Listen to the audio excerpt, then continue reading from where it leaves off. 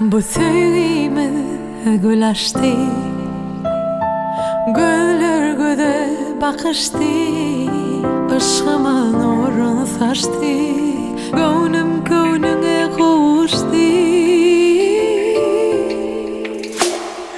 Dillerimiz sözleşti, sözlerimiz alıştı, aşkımın nurunu saçtı, gönlüm gönlüme kavuştu.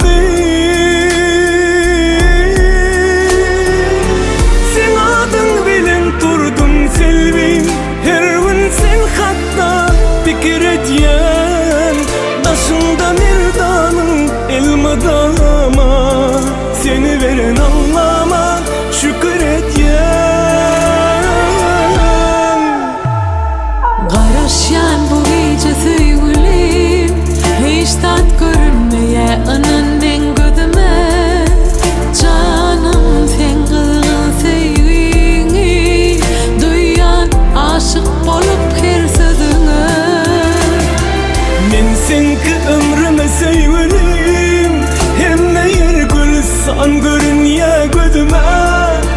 Edidin sen kızgın sevgini duyan, benim oranla yüzüme.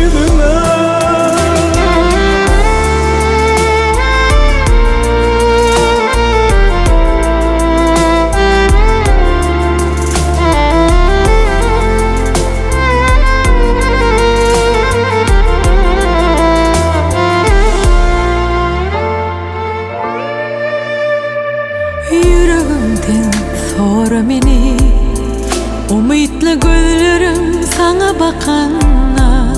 Duyuyorsun koğuryanım, sen için yaşayan bu cihanda.